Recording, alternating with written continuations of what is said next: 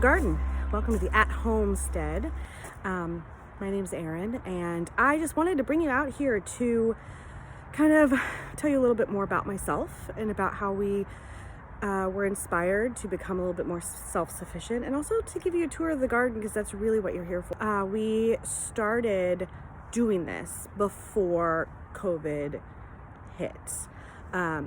We really got the bug of like being in the city and like kind of like, well, is there more for us? We are pretty good at gardening, we're pretty good at the chickens, we're pretty good at the things, but where do we go from here? I have big dreams, and some of my dreams include an orchard and a berry patch and a veg patch and a chicken coop with a run and a goat shed with some goats, and like then I'd also need like a milking shed. You know, the things start to get big. So part of our self-sufficiency dream started with my dreams getting bigger, and my husband's dreams of becoming more self-sufficient got bigger too.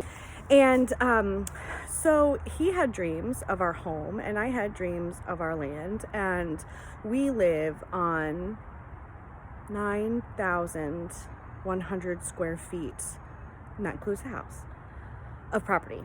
Our house is like 1,200 square feet. It's not big. It's a little colonial. I mean, I shouldn't say little. It's a 2-story home, but you know, it's now that we're 4 people in the house and we've kind of grown into all the nooks and crevices as we do, and now we also have dreams. So what do?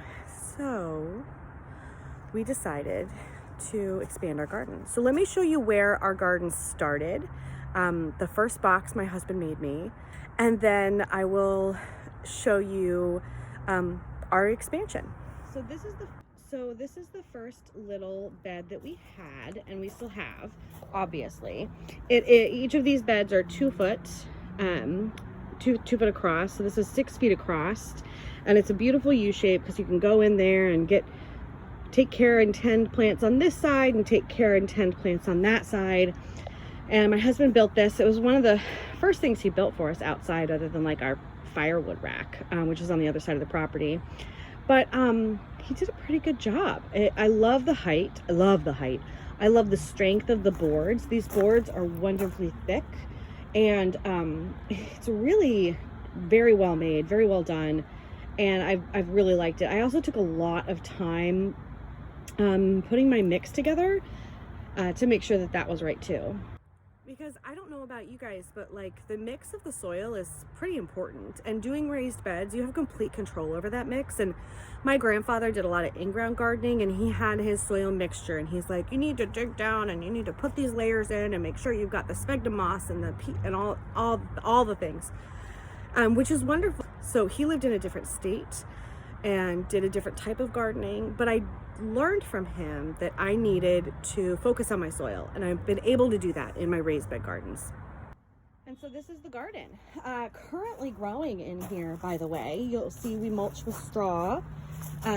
These are Brussels sprouts. They were planted a little late, so they're growing very slowly. These are red Brussels sprouts. I like a lot of things with purple in it because the anthocyanins. And then these are beets. I already harvested radishes that were over there. And then we've got some carrots, lovely carrots. I mean, my family goes through like a pound of carrot a week, or pounds of carrots a week, I swear. We just eat carrots all the time. And then this is, I think this is Calibos cabbage. I forgot to label it. So, but I'm pretty sure because it's starting to curl up there that's Calibos. And that was our first bed. And we had a baby, so we were in the baby hole, and we had a garden bed, and I had severe postpartum depression. I'm not afraid to talk about it. I think if people didn't have the stigma, then people wouldn't necessarily be afraid to share that. And so gardening was my jam. It allowed me to get out. It allowed me to put the baby like outside with me, get some great vitamin D for both of us, but also to keep learning. I didn't want to stop learning, but I also had a whole lot to learn with being a new mom. Fast forward 5 years later, I'm a mother of 2 now, and our garden has grown. This is the expansion that we did earlier this year when COVID hit. We'd actually already planned it. We planned it out in November of 2019, and ironically, we were able to stay here and build this ourselves. We didn't have to hire someone to do our retaining wall. We didn't have to hire someone to do our fencing. My husband was able to do all of that, which honestly, when you're a homesteader, even if you're in the city, doing it yourself is one of the things that one of the skills you have to hone. And repurposing, reusing, upcycling, all that is just something that we've really been focusing on. And we have one of our children has medical issues, and so we've been focusing on food more in the last couple years, hence the expansion. We need to grow a little bit more of our own food. It's not that I want to put up a whole year's worth of food while we live in the city. I just don't think that's necessary for where we live. It'd be a nice goal, but that's not going to happen with, 5 raised beds. But what it will do is allow me to hone my skills and learn to use everything that we grow, whether that is in a meal, in snacks, in canning or preserving, depending on if it's pickling or fermenting, or just canning itself. It is definitely something that I have taken very seriously this year because we can, but we also really have this idea that if we don't hone those skills now, then if we do end up buying a property in the future where we can expand the land and then have a larger scale where we can provide for ourselves for the year, we won't necessarily know what to do. So we're starting on a small scale. We're doing what we can. We're learning everything that we can. And I think that's a perfect place for us to start. Are any of you guys starting out like that? Please put in the comments below. Let me know. Subscribe also so you don't miss any videos. And that way I can also get to know you guys better. But let me know what you guys are doing also. If you guys are starting out small and growing, or if you started out really, really big and now you're a little confused as to what to do. Because with COVID, the opposite thing has happened too. Obviously, everybody knows that the housing market has exploded this year. Everybody's moving out of the cities. They have had the ability to do that for whatever their own situation is. And that means that some people probably bought a 10-acre property with the dreams of like, oh, I don't need to go to the grocery store as much. I can grow a garden.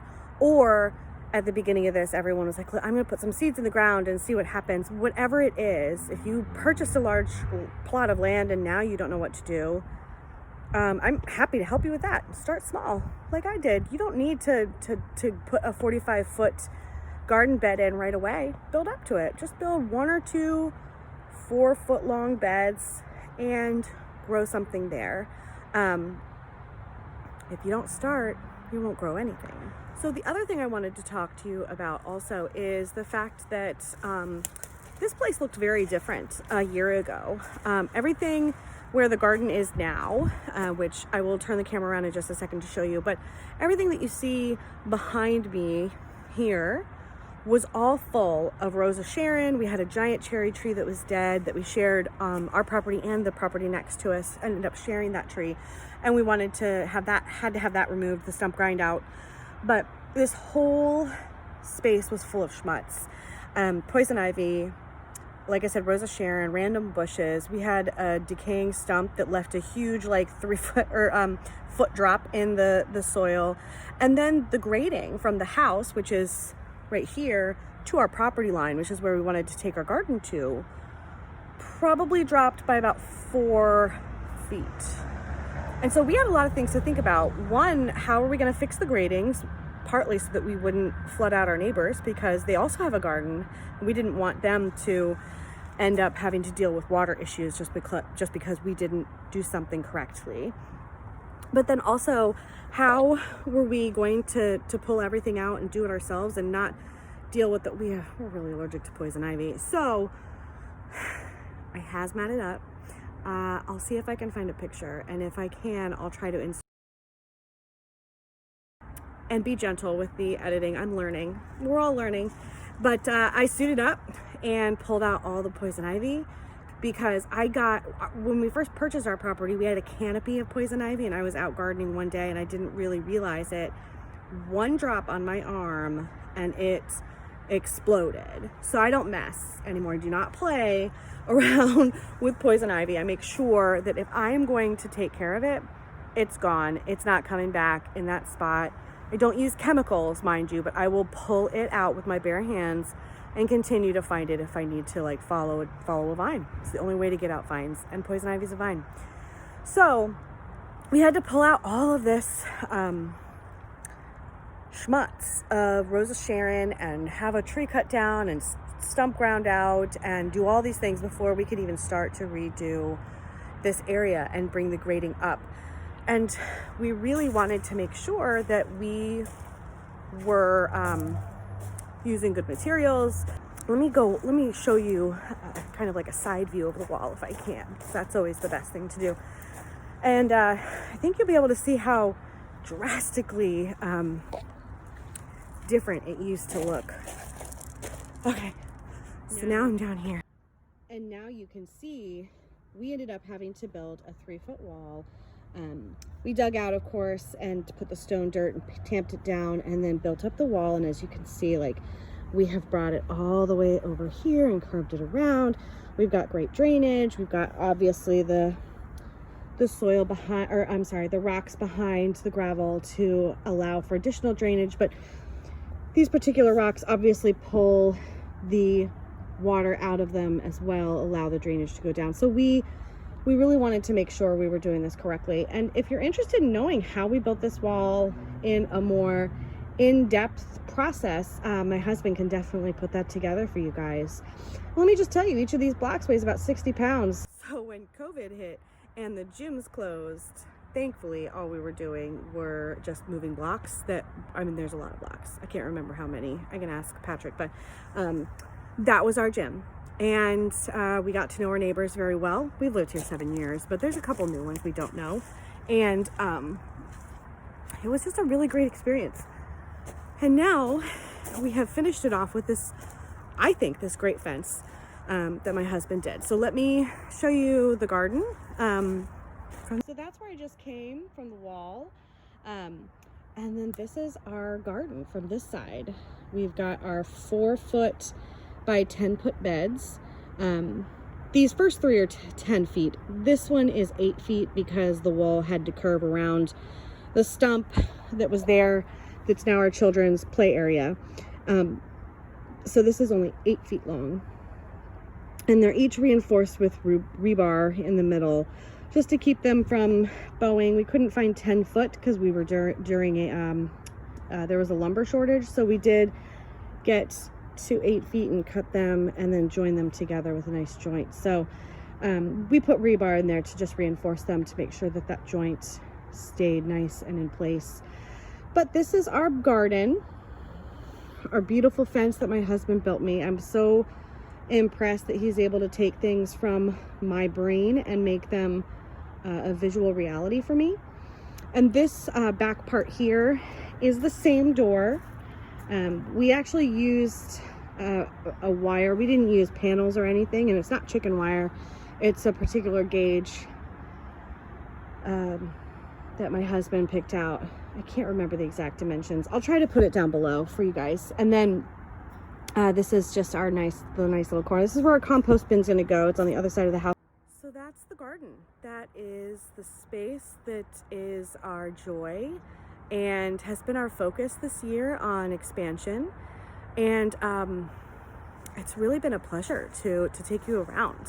So hopefully I'll see you guys next week and we can talk about maybe what we're planting in our gardens. I know I showed you seed catalogs last time, but I don't know if I have any business buying seeds, because I will show you my seeds next time and you guys will probably be like, okay, that's enough. I have a lot of varieties this year because I bought earlier when there was a shortage and then everything came back, and so I don't really need anything right now, but they're on sale because it's that time of year, and I'm like, do I need more Bush Lake beans? I don't think so, but but they're on sale. Is anyone else having that problem? Because we can't go to the stores, or maybe you are going to the stores, but like I have not been out of the house since March, and so I haven't gone to the store and had that inspiration of, oh, it's on sale, and I'm feeling it in the seeds this year. Anyone else? Anyone else feeling that? But I would like to know what you guys are growing in your gardens also, and maybe what we'll do next time is go through the seeds of what I'm planning on doing, and show you everything currently that we're growing, because it's all fine right now. The peas might not last the winter because we get really cold in January and February for like 2 weeks. But I'd love to know what you guys are growing, and maybe we'll talk about that next time, what we're planning here at Homestead. All right, friends, I'll see you next time.